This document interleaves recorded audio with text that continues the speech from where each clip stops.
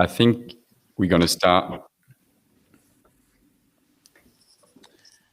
now. Welcome, everyone, to the premiere of Let's Talk It Over, a monthly show that I've got the privilege to co-host tonight with Yanis Varoufakis and Roger Waters. The show is live streamed on YouTube and Facebook, so please do subscribe to our pages and like our pages. That'll be wonderful. I also wanted to quickly thank our partners that are also streaming the show tonight. So DM25, Deverell Morgan Jadalia, Films for Action, The Canary, and We Tell Stories. We're very pleased tonight to welcome two fantastic guests and comrades.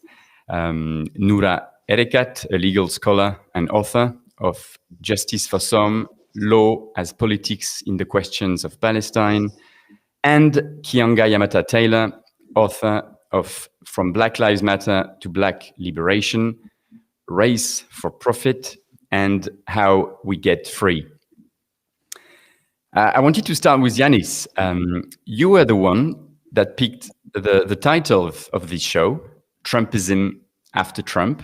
Why was it important for you to start with this topic?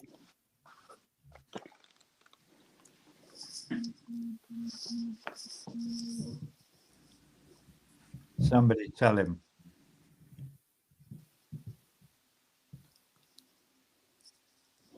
You just did, Roger. Thank you. Okay, so my answer to your very deep question, Frank, is because I'm shit scared that while Trump is exiting the scene, Trumpism may be getting stronger, or at least not loosening its evil grip over tens of millions of people in the United States and beyond, because let's face it, there is a neo-fascist international at work from India with Modi to Bolsonaro. Here in Europe, it's, ultra-right-wing galore. Look, for a while now, I've been worried.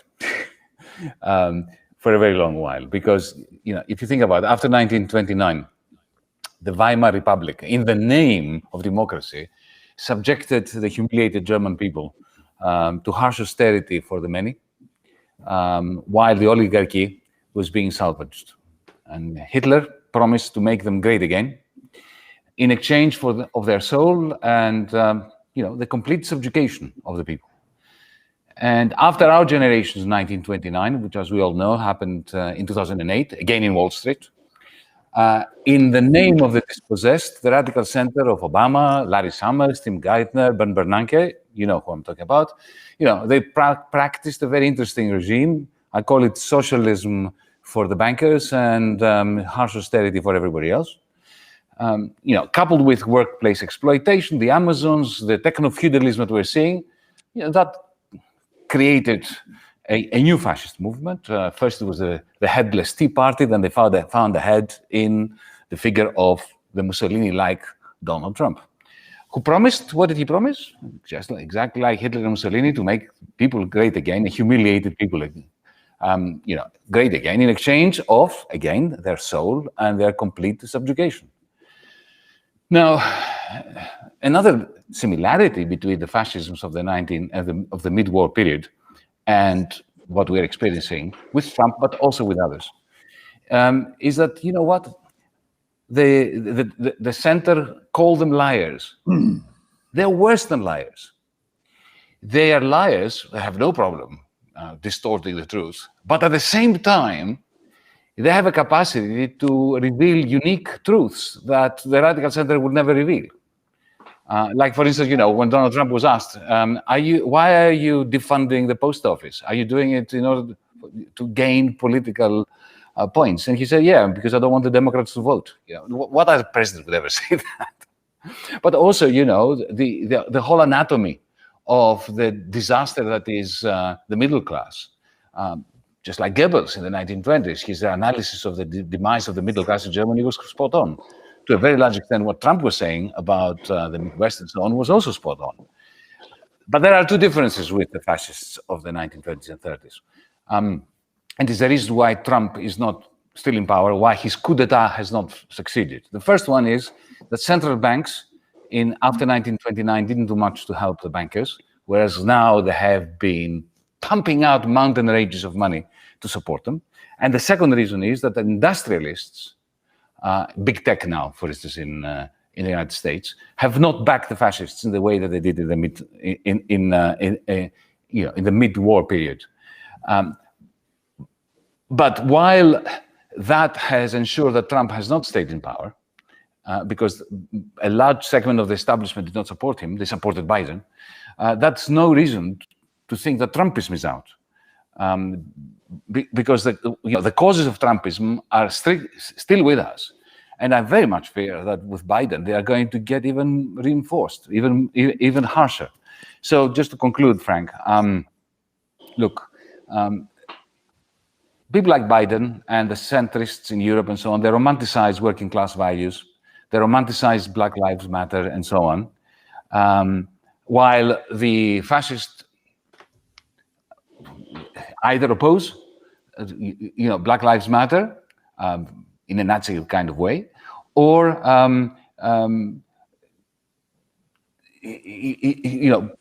refer to the working class as their own troops. What we must understand is that Trump's followers have already, to a very large extent, as a result of deep despair over, what has been happening, the stagnation, the deep stagnation of the working class, the blue-collar workers, and the proletariat in the United States and elsewhere. They have sold they're tragic-like, Goethe-like figures that have sold their soul to this devil. And for them, evil destruction, even what we saw in Washington, serves the purpose of somehow establishing an identity that helps them forget their despair. This is the way I see it. The damned cannot escape violence and punishment because, as Goethe said, punishment is what they seek in a tragic kind of way. So, what do we do to end Trumpism? Not just Trump. Two things. We need a serious agenda of radical change by which to challenge not only the Republicans, but also Biden. And we need a humanist embracing of the Trumpists, of the supporters of Trump, not to vilify them, not to treat them like vermin in a zoo, but to treat them like human beings who have surrendered to despair, in the same way that many supporters of strongmen have done in the 1920s and 1930s. Thanks, Yanis. Roger, while we were preparing the show, you said you never wanted to hear the word Trump again. And Yanis has mentioned this word about 15 times in 5 minutes. So why did you say that, Roger? Why don't you want to hear this word again? 28, I was counting. No, I wasn't. Obviously, I wouldn't do such a thing to a colleague, friend. Well, because it's a waste of effing time. That's why. Because we're not, like we've just spent 10 minutes. Well, Yanis has been kind of just talking to us for 10 minutes, but I didn't gain a lot from that. It may be because I'm a bass player among academics. The rest of you are all academics, okay? And so it's difficult. No, it's not difficult for me. It's easy for me to go, why are we talking about this? Yeah, we know who that person was, whose name I'm not going to mention, and we know what fascism is because we've all been around long enough to understand. But why bring him into the conversation? I think he should be set to one side. However, you do bring up some very interesting things. But one of them is the nature of American politics and whether or not it is bipartisan. My view is that it's not bipartisan. Nothing really has changed with the last election, certainly in terms of foreign policy. Certainly in terms of Noura's here. Hi, Noura. I didn't say hello to you. So nice to see you. The policy vis-a-vis Israel, for instance, will not change at all, not in one iota. And he will not be called to account for it, and neither will the American people. We'll drift past that. And talking about the person whose name I won't mention and his attachment to 1929 or the or Weimar Germany or Mussolini or blah, blah, blah. Or I did do some research this morning and saw that the lady in Italy who is the dream ticket for what is called Melons, which I thought was interesting. And also I thought I have to see what this woman looks like at the risk of being sexist. So I did, and I went to she looks just like the awful woman from Peru.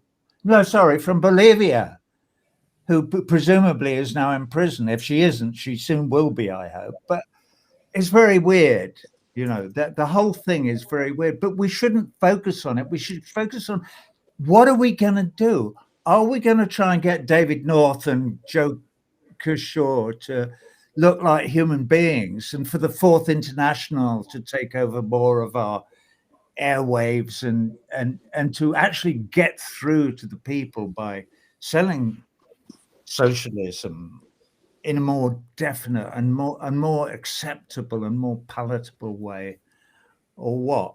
All right, I'll stop because I'll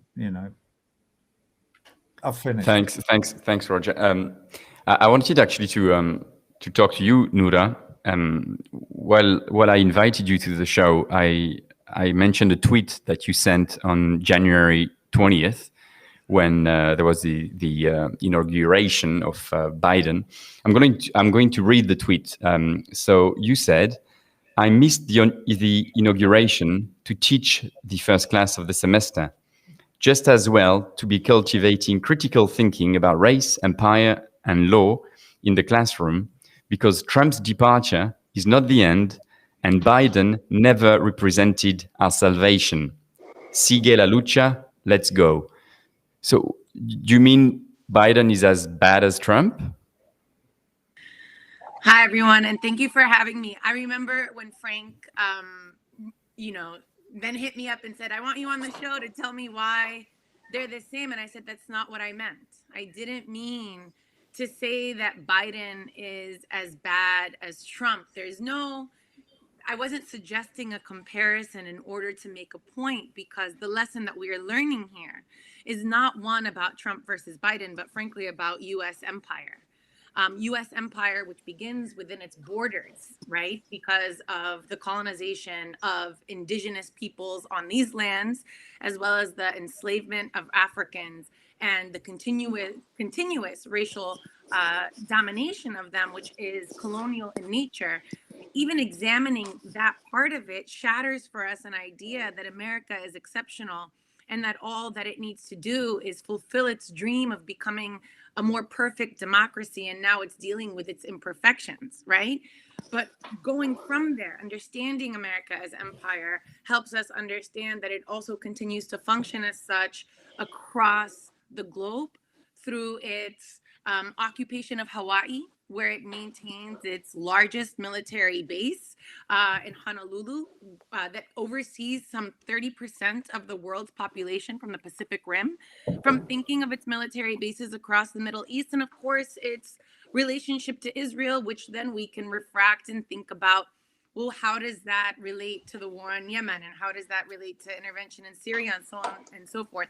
But my point was to say, not to fetishize Trump, because what ends up happening is that we miss the bigger picture, which is what you're discussing here. You've called it Trumpism, but I think Roger was right to call it fascism, and which we can continue to call, forms of colonial and racial domination. And the other point that I want to make here is that with specific regard to Palestine, right, that even though, and not just Palestine, but if we think of Palestine, Iran, right, if you think of Yemen, right now what's happening in Haiti, these things that I can rattle off, what we regard as U.S. foreign policy, what my historian friend asked me one time, he says to me, what's the difference between U.S. foreign policy and imperialism? Right? And I'm still trying to answer that question. But the point is that U.S. foreign policy as such has received very little scrutiny in discussing this administration transition, and so little that it received less than an hour in the presidential debates. And in fact, if we focus on it, illuminates for us so many of the policies that we're reeling from today that Trump has taken to another level. Many of them, the contemporary ones, were inaugurated by President Barack Obama, which also shatters for us and complicates for us how we think through an anti-racist program and what happens. Sorry to be academic here, Roger, but what happens, the risks and the pitfalls of what happens when we decouple racism from capitalism, right? Because then we fetishize race as if it's separate from capitalist development, and what we better understand is racial capitalism. So I'll stop there and leave a lot more for the discussion. Thanks, Noura. Keeanga, Noura, Roger, Yanis have all mentioned Trumpism, fascism, but a lot of the talk since Biden has been elected has been about healing America's society. What's your opinion on this? Can you actually heal, and which means actually talk to fascists to build a new America? Well, I think, and also thanks for having me on. I think that's sort of intended for two audiences. I think some of it is projected towards Trump's periphery, his supporters. I think it's also an internal message for the Democratic Party, which right up into the cusp of the election was certainly riven by sharp, caustic debates over the direction of the party, over and not just for this election, but in a much more general sense. But I think in terms of its appeal to Trump supporters and really trying to respond to the enormous divisions in this country, I think pious political statements are not really what is important right here. If Biden is able to actually deliver his $1.9 trillion stimulus and demonstrate government as something that is not present just to make your life bad and take things from you, whether it's in taxes or arrests or the many different dysfunctional ways the American government has been performing, but that the state can actually provide, then that will go a long way towards peeling support away from Trump and redirecting it towards the Democratic Party. The problem, of course, is that this brings up existential questions for the Democrats as well as the Republicans and this entire American approach to governance, which has been to kind of turn away from taxing, those corporations, the rich, from creating the funds that are necessary to pay for social provision. This has been this is neoliberalism. This has been a foundation, a bedrock of American governance for the better part of 50 years, which has really corroded public institutions, has corroded the public sector. This is a reason there can't be coherent, sensible vaccine distribution in the US. It's a private sector free-for-all. And so all of this has left the US government ill-equipped to deal with the most dire crisis in modern American history, the twin crises of the pandemic. 40,000 people have died in this country in the last 2 weeks, right? So the crisis of the pandemic, the economic crisis, the US's public sector has been gutted. It barely functions. And so all of that has contributed to the despair, the malaise that pervades politics in this country. And if the Democrats want to pose a serious challenge to the underlying features of Trumpism, then they're going to have to respond to that. And they're going to have to demonstrate government as functional, competent, and capable of delivering the goods. And that creates a political dilemma, because that means challenging the Washington consensus as it has been for the last 40 years. Thanks, Keeanga. I want to go back to you, Noura. What do you do with the 74 million people that voted for Trump in 2020, despite 4 years of white supremacy, racism, misogyny, lies? What do you do with them? Thanks for the easy question, Frank. Just 74 million, not 75. So I was listening to Yanis when he was saying that we shouldn't vilify the Trump base because their turn to Trump represents a despair amongst them and something that they want to recreate. And so I'm sympathetic in that we don't want to, vilify the individual in thinking about this, but I want to take issue with what despair over what, right?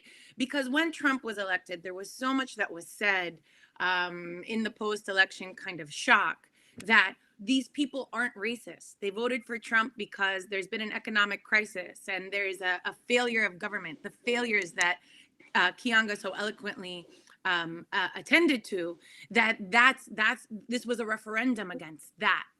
But in fact, what has been shown over and over again in the 4 intervening years is that no, there was a racial element to this, that the anger and the final straw was the ascendance of a Black president.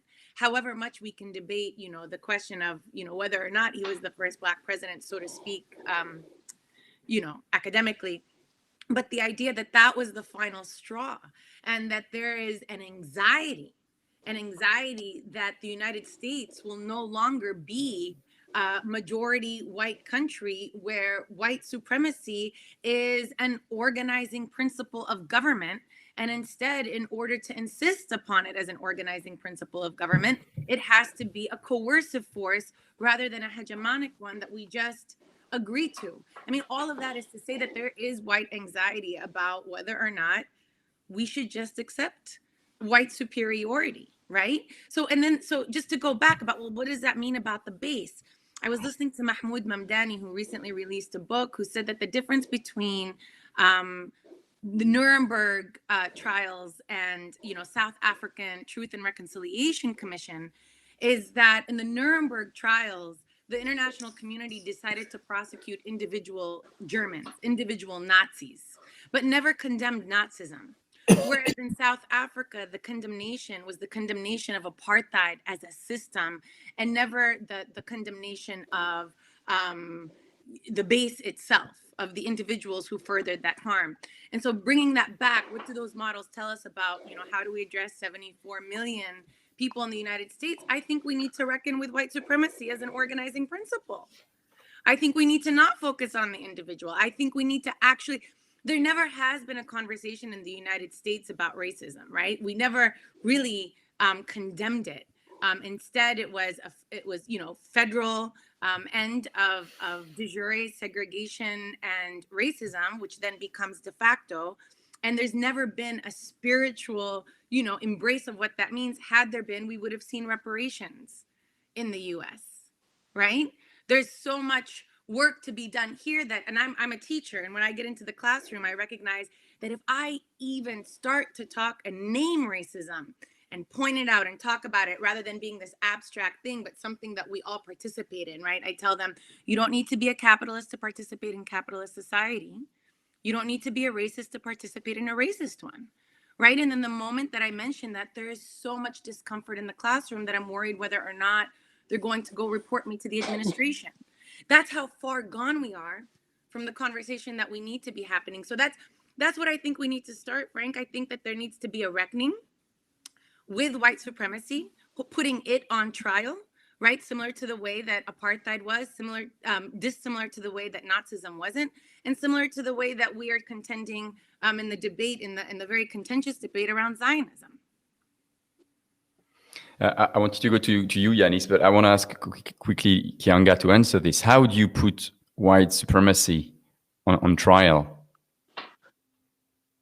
Well, what's the process? Just say, I think that we have to talk about both. I think that we have to talk about the failures of American capitalism to actually be able to respond to the crises in people's lives, and that, in fact, make up a great part of the foundation for the crises in people's lives, that the concentrations of the spoils of American capitalism have become increasingly concentrated at the top, and has created a range of insecurity and misery at the bottom. And so I think that, no, if we look at the reasons why Trump was elected and who constitute the core of his base, that it is impossible to discuss that without talking about racism in the United States. And for people who do, it just betrays an incredible ignorance about the absolute depth of racism in American society. And yet, I think it is also coupled and intensified by the complete collapse of our social welfare state. I think the complete collapse of our public sector, and the triumph of capital over every aspect of our lives in this country. And so I find it difficult to disentangle the two, because when I talk about despair, I mean, the two things that I point to, one is the reversal of life expectancy for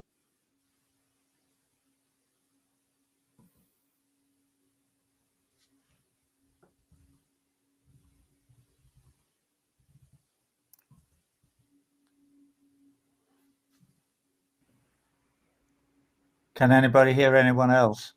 Yes. No, I can cannot hear you. I can hear you, but not Keeanga. Can't Keeanga, hear. maybe your microphone has been taken off the hook. Can you? Yeah, because we Push can it back hear in. everyone but you. We heard you until the last 20 seconds.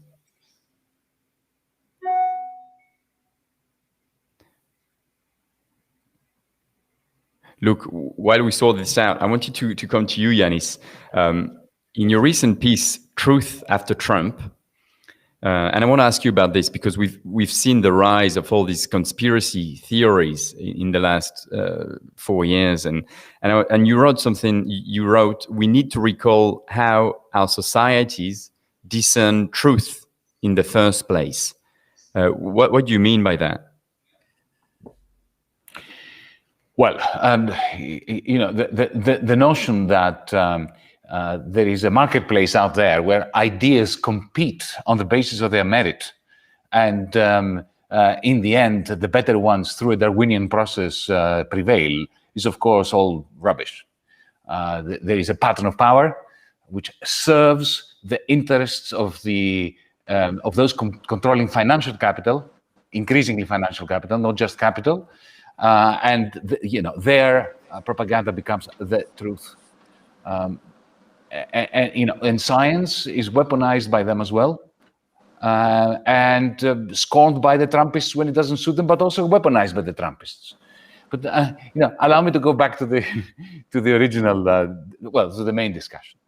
Look, Noura, there is no doubt that Trump weaponized racism, and after all this time, there is no doubt that the 75 million that voted for him are either tolerant of racism or actively racist, or become actively racist. But people are not born racists. They're made racists, and they are made racist by circumstances not of their choosing. In the same way that the good people of New Hampshire and even Nevada, who voted for my friend Bernie Sanders, right? They didn't become socialists overnight. Circumstances led them. So it is perfectly possible to do what you say, which is put racism and white supremacy on trial, while treating the people who have become victims of it and who have espoused not the values but the identity in order to forget what is really happening in their lives, to extend a brotherly and sisterly hand to them and say, talk to me. Why are you against? I mean, I remember I was in Idaho once. I was my car broke down and I was stuck in a bar, and there was this truck driver who told me his life story, which was just, a typical story of grief. small businessman had gone bankrupt because he got sick and he had no insurance, and he was destroyed, and he was 65 and driving all hours a truck, and his wife left him and so on. I felt for him. And then he told me how he hated Obama because of Obamacare. What right does he have to treat me like somebody who needs the kindness of the state? And I thought, oh my God, this country is seriously buggered, and this is the capacity of the insurance companies, of the toxic oligarchy to co-opt people who are suffering. Now, we do not vilify those people.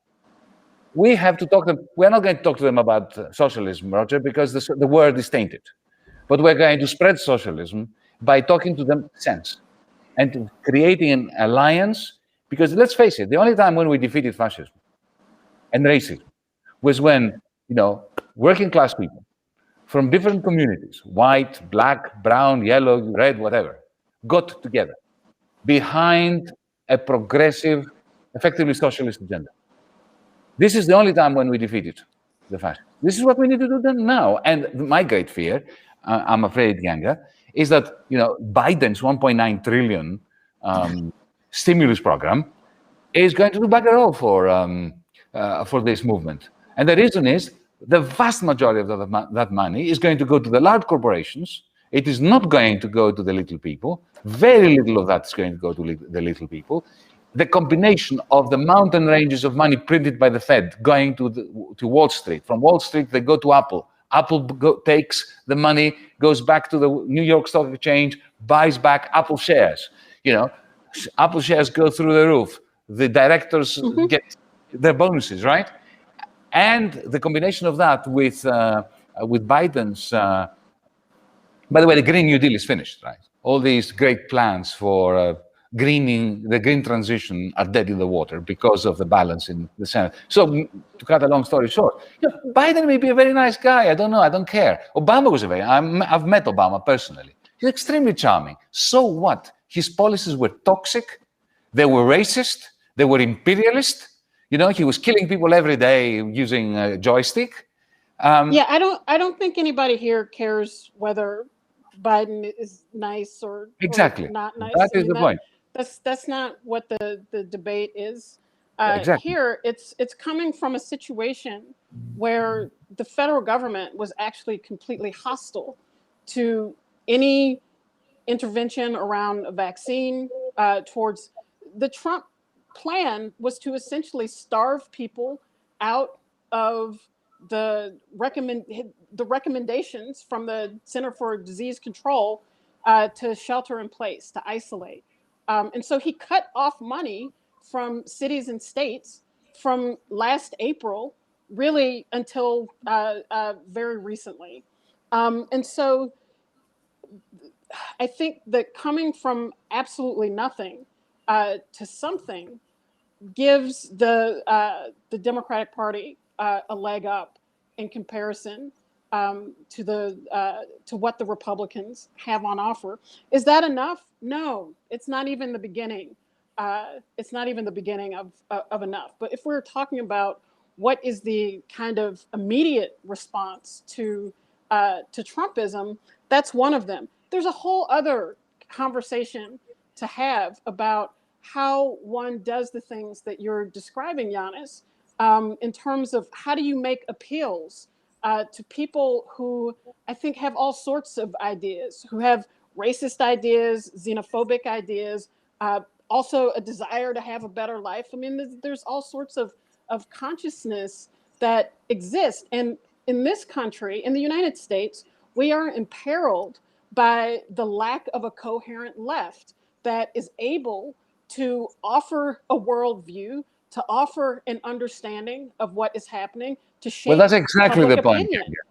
I'm sorry for interrupting. That's exactly part of the problem. So we can't, because you see, if we now say Biden is better than Trump and hope that Trumpism will go away, effectively the only radicals that will be left will be the Trumpists, whereas we will be co-opted by Biden and Janet Yellen. We have to organize the left resistance to the Biden administration.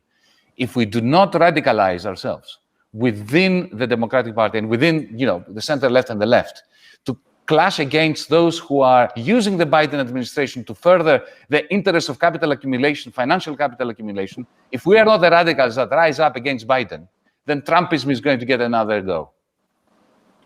Comrades, it's an amazing conversation. I want to go to Roger and then to Noura, because Noura is going to have to go in about 10 minutes. Roger, Yanis mentioned that we need to talk to people, and I guess that's like what life is about, right? You don't only talk to your friends.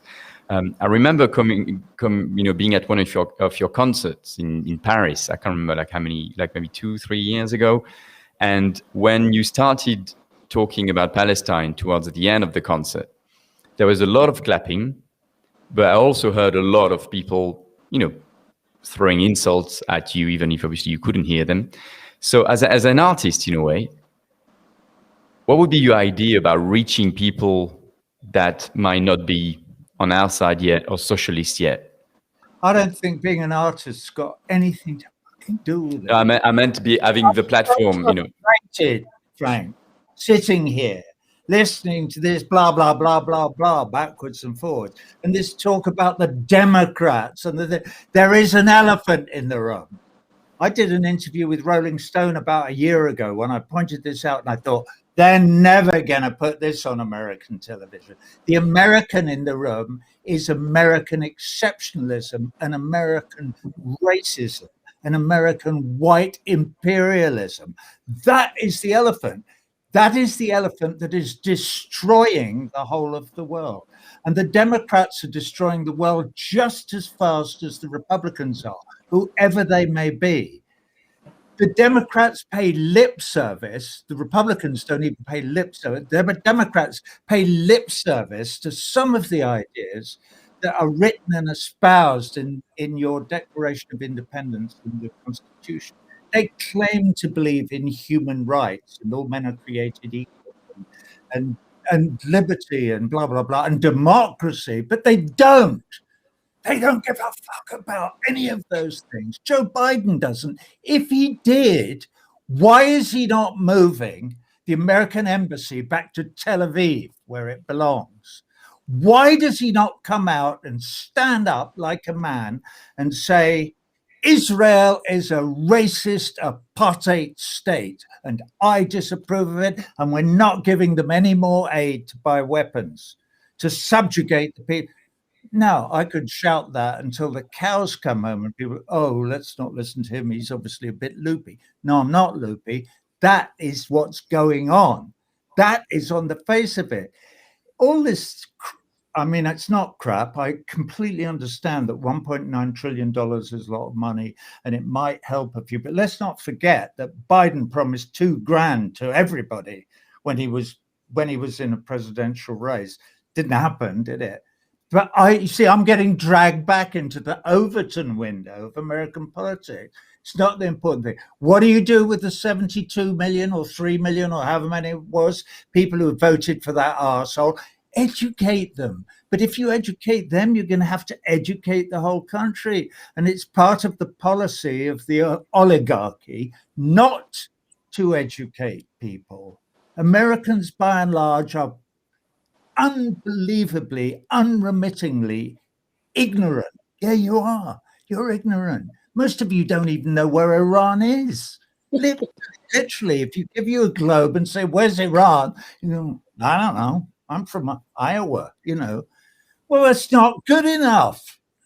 But that's the way it's done. You keep people ill-educated completely, and then you can pour your propaganda on them and they'll believe all the crap about America being great. America is not great. It's a terrible, terrible, malign influence on the rest of the world. Almost single-handedly, you, the people of America, are destroying the world. And you certainly are showing us no lead. You are not a shining city. You are a factory churning out propaganda to try and get us to eat 32 or drink 32-ounce bottles of Coca-Cola till our kids all die of type 2 diabetes before they're teenagers. So let's call a spade a spade. First things first, let's start with human rights.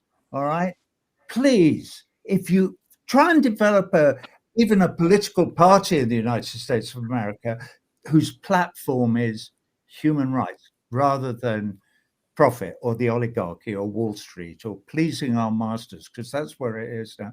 And I'll stop again. But I'm deeply frustrated. Thanks, Roger. I guess we all are. I want to go to you mentioned education. I want to go to Noura. She's an educator, a teacher, and she's gonna have to go teach in about 4 or 5 minutes. So Noura, 2 questions. Roger mentioned Palestine. You also mentioned at the start Biden foreign policy. Can you tell us, in your opinion, what it's going to happen in terms of Biden foreign policy?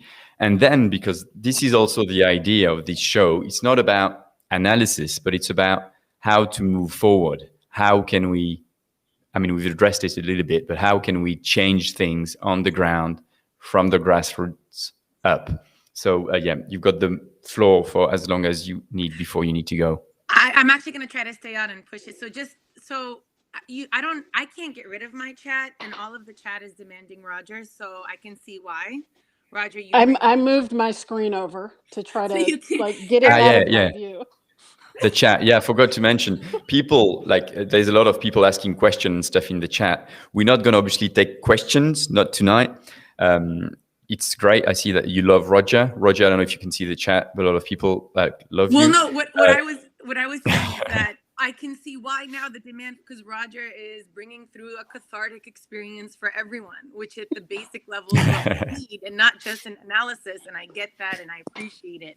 I want to build on. I think I just want to lift up something that someone wants Noura. Keeanga and Yanis were talking about, and lift up. Yes, Keeanga, we cannot decouple this idea of white supremacy and capitalism and the gutting of the state and despair, right? And so much in the United States has been about the role of the state. Does state intervention in our lives, in the provision of medical care, in the provision, right, through health insurance, in the provision of a basic universal income, in the provision of basic housing, all those things that constitute human rights, as you say, Roger, right? There is a debate, a split within the U.S. between those who believe that the U.S. can and should deliver them as a state, which can be trusted, and a provider, versus those who see the state as a threat. And that bifurcation and that construction of seeing the state as a threat is not by accident. It has been constructed by those who will benefit from it, right? There was, David Harvey talks about how the Koch brothers developed an antagonism through socialism using racism as the Trojan horse, so that people, in articulating their aversion to a socialist state as a provider, learn to refract that language through the aversion of racism as anything more than basically what the people demanded through the free market. So yes, I do believe that those things go hand in hand, and that their entwinements are not accidental. When it comes to human rights. So I just want to build on this idea of human rights and what we can do. Roger, the class I'm leaving to teach after this is actually one where we use international human rights law to think about how we can hold the U.S. criminal justice system to account. Because at the depth of it, the criminal justice system is basically a site of racial oppression and a tool that maintains the racial supremacy that we were talking about earlier. So I do think human rights is a useful framework, although that too is manipulated, very much so, and we shouldn't take it for granted. But what happens when we discuss the United States within a framework of human rights is, again, we shatter the idea that the U.S. is somehow exceptional, right? In the words of Justice Scalia, international law is foreign law. It applies to everybody else, but not to us. And so that we come to understand civil rights in the United States also as human rights, and what that means. As it comes, finally then, what about Palestine? This has been said. It's been made clear.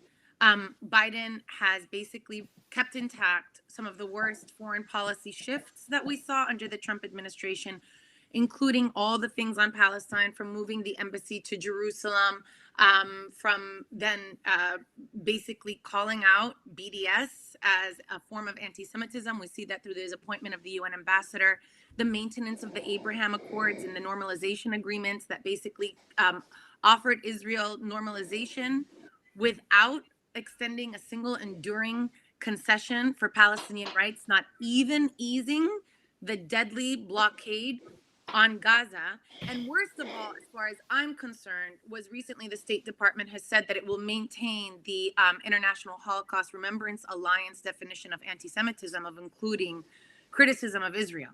And that's just on Palestine. If you move to Iran, Biden has said that he wants to renegotiate the nuclear agreement, but without lifting sanctions. Even though the US was the one that violated the agreement, Iran is being punished for it and forced to come back to negotiate without the lifting of sanctions. If we think about the Caribbean and Haiti, we see a similar policy of maintaining now what Haitians are referring to as their dictator in Haiti, at the same time that ICE is deporting Haitians in mass. Some 600 Haitians have been deported since the beginning of February. The one distinction that I'll say is quite different has been what we've seen in Yemen, and the fact that the U.S. is going to end military aid to Saudi Arabia. And here I want to just point out two things. Number one, the U.S. has made clear that it's only ending the offensive, the military aid that goes through offensive operations, which means that Saudi Arabia could define something else as defensive in order to maintain that support, not aid, excuse me. And the other thing to keep in mind is that from the beginning, the U.S. didn't know what it was getting into. Why was it entering into Yemen, which wasn't a sectarian conflict at all?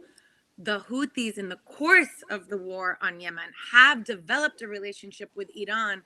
And so we constructed that relationship. It didn't precede the war on Yemen. It was produced by the war on Yemen. And we're still not really evaluating that, but instead have been mobilized by the gruesome murder of Jamal al-Khashoggi.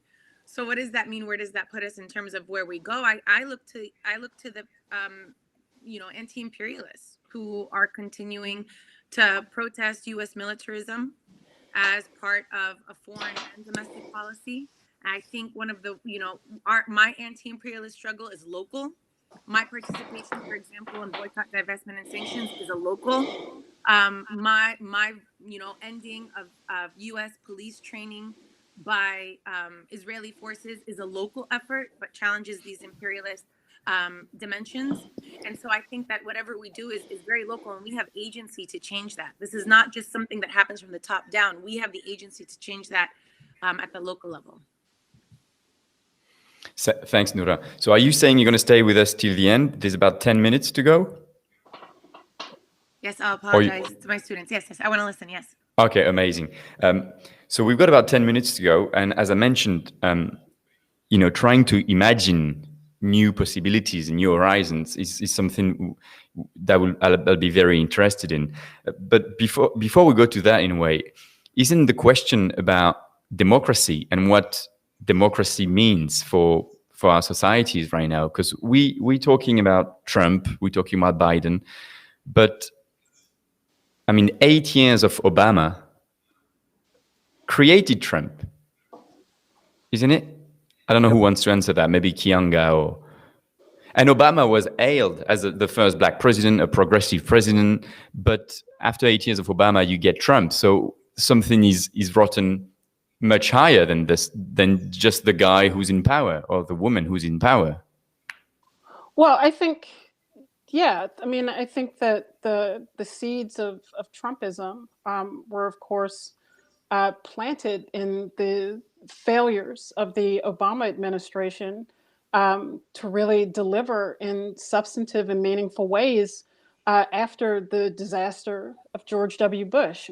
George W. Bush in this country is treated like the kind of cute fool or buffoon, but people forget this, perhaps young people in particular, that George W. Bush was the architect of the disastrous Iraq War, the occupation of Afghanistan, the architect of Guantanamo, the one who sat by passively as New Orleans, a black city, drowned, and called Black residents of that city refugees as they dispatched them across the country. And then, of course, was at the heart of a completely anemic, pathetic response to global economic crisis in 2008. And so those were the issues that Barack Obama had to attend to as president. And those were the things that motivated particularly African Americans to vote for him in ways that were wholly unprecedented. And the failure to deliver meaningful change is what really underlie the emergence of Black Lives Matter in the twilight of his presidency. And, I think, again, we see Black Lives Matter revive again in the twilight of Trump's presidency. And so the failure of the American state to really grapple with the impacts of racism, both in their social, political, and economic repercussions, has meant that, has revealed the destabilizing nature of the Black social movement. And I think this is ultimately why the development of a coherent left, and not just a collection of small marginalized groups that are very effective at debating each other, but are absolutely inconsequential in the world of politics, has to develop in this country, because neither the Democrats nor the Republicans have any meaningful response to the issues that continue to radicalize young Black people at the heart of the Black Lives Matter movement. And we can see that their politics in this movement are developing. It is a cumulative process from, body cameras and police commissions in its first iteration with Obama to the demands to defund the police in its second iteration, and a much more robust worldview about the intrinsic, structural, institutional nature of racism to American society.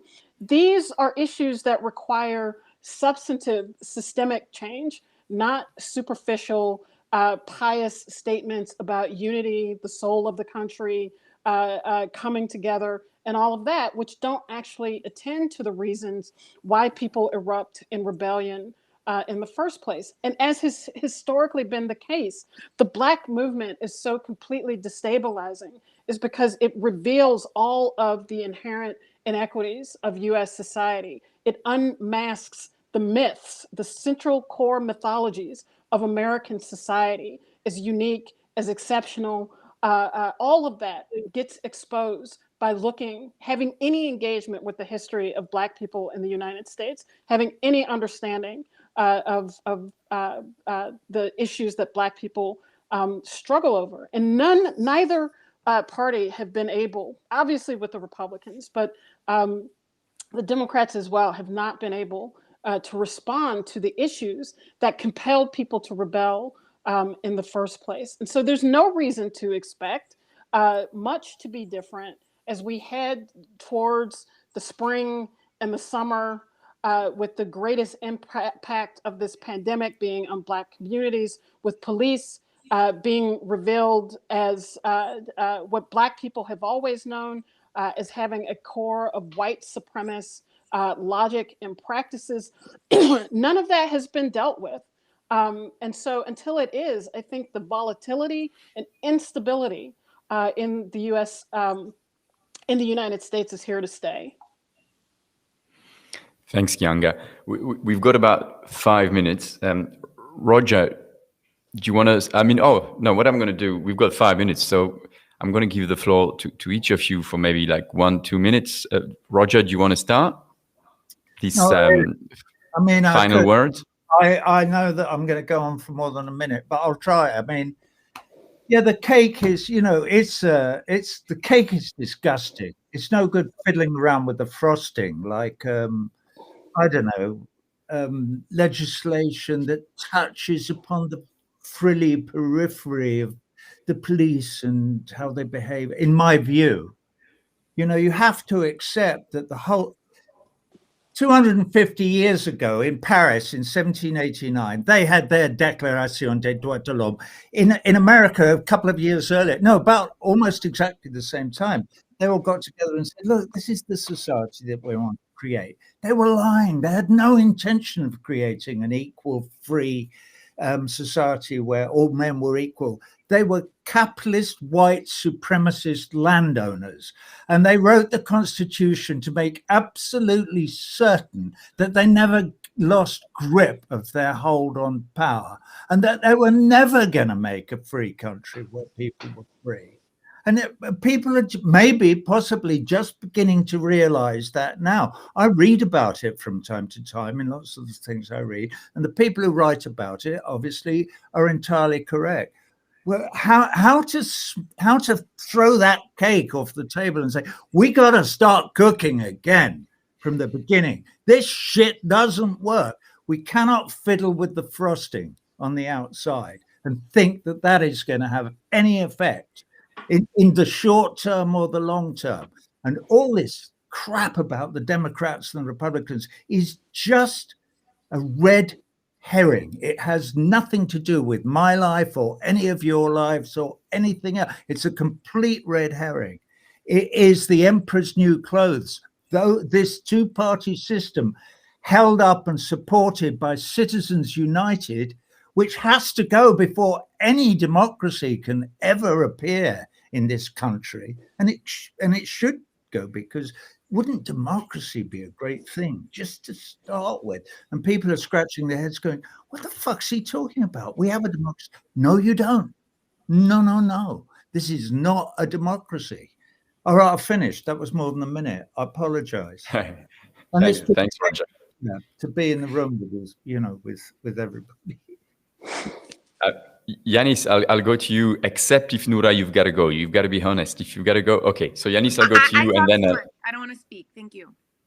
You don't want to speak. Noura, before you go, I have to say that you and Roger reminded me of that remarkable and prescient expression by the great Edward Said, who said that the Americans will never liberate themselves until Palestine is free. And he was so accurate, so spot on about that. So I don't need to say anything more on Palestine. You know where I'm standing on that. But let me remind everyone, I have a duty to bring another person into the conversation regarding Biden as proof of what Roger said, that I really see absolutely no hope coming from a White House occupied by Mr. Biden, even though, as a person, he may be better than Trump. And the person I'm going to bring into the conversation, just to mention him, is Julian Assange. Julian Assange is rotting in the Guantanamo of Britain, in Belmarsh, and the Biden administration only 2 days ago came out with a statement that they will continue to pursue his extradition, effectively his murder, in some supermax prison. Okay, so we don't forget. Finally, a message to Roger. Well, the reason why we're having this conversation, talking it over, is because it's wonderful to have this occasion just to throw things at each other, even though we agree on everything, more or less. But Roger, look, you know what? 5 years ago, I made the mistake of throwing my hat in the political ring. And since then, I've become more radical, but at the same time, more worried. Because, you and I can take all our feelings and wear them on our sleeves and just vent the way you did and the way I do too. You should hear me vent when I go off. But nothing is going to change until and unless we can talk to people who have been deluded, who have been oppressed, who've been suppressed, who've been exploited, who, they're treated with, what you used to call it, 29 channels of shit on the television to choose from, and who become effectively enslaved in a machine that uses them as fodder to produce value for the very, very few. You need to talk to them. And you cannot say to them, here in Greece, this state of ours is a failed state, even more failed. The only reason why we're not more brutal than the United States is because we're more bankrupt and weaker, not because this state is not brutal. All states are brutal, capitalist states. But if I go out there and say to people out there, I'm leading a political party, if I would say to them, this place sucks, and we're all guilty, and and Greece is an awful place. They will simply brush you over, or brush you off, and will simply not respond. You have to speak to their concerns, and you have to bring out in a dialectical way the truth, because it's somewhere inside them. They can see it. Most people are not evil. They're not racist in their DNA, and you've got to do it in a way you have to engage with them. But to finish off, you know what my great regret is? That my great friend Bernie Sanders in 2016 stayed in the Democratic Party. That was a stupid decision, and a decision that we are all going to regret for many, many years. After he was robbed of the nomination, he should have come out and created a socialist, progressive, whatever, Democratic Socialist Party. Now he's stuck in the Senate trying to push the Biden agenda. I think that Trumpism is going to be strengthened by this. I hope I'm wrong. Thanks, Yanis. I just got a message from Ken Loach, who thought he was on tonight. So we'll have to explain to him next time that he's on next month. Yeah, Noura, you've got 30 seconds. Oh, sorry. I want to end with you. So I'll give 30 seconds to Noura. That's what she sent me via WhatsApp. I'll talk to for 30 seconds. So you I talk too much. I don't need to talk. So then he gave me 30 seconds. So this is what I'll just say in my 30 seconds is to say, I hear from Yanis and from Keeanga, as well as from Roger, this idea of developing the left out beyond the realm of ideas, and a space where we're battling one another, to think of how we translate that into political power, right? Whether that was in Bernie's hands to do or remains in it's now our onus, regardless of what we think about it. And in the meantime, as we're doing that, I just want to tell folks who are listening that really this work of changing, right, of destroying the cake is rooted in local action and things that you can do and achieve, changing your municipal funds, of defunding local, right, police departments and ending police trainings in Israel, and participating in boycott, divestment, and sanctions. You don't need a savior. You can do it yourself. Thanks, Noura. Keeanga, you've got the floor. So I would say about that, I think that's a really important point, which is that to talk about the development of big left parties or coalitions is important, but it in whatever form that it will assume will be the constitutive elements of it exists now, and we see it everywhere with the proliferation of Black Lives Matter organizing, mutual aid, all sorts of organizing and activism on the ground right now. The problem, as I see it, is that it's very disparate in some ways. People are cut off from each other. There's not enough generalization of what people in one area or one section are doing with other people. And so for me, the key is, how do we wed that together? How do we pull that together?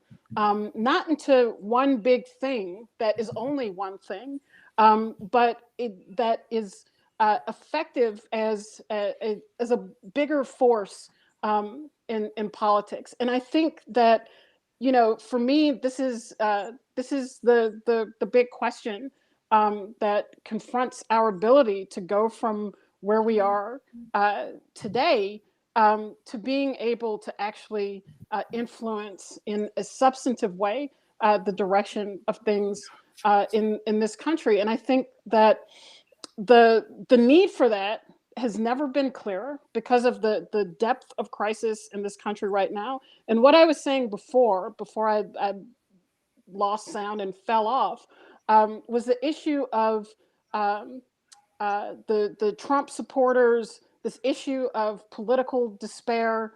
It has been tagged deaths by despair. The how we understand the reverse in life expectancy among ordinary white people, driven by drug addiction, opioid addiction, alcoholism, and suicide, all of which are evidence of a completely broken society.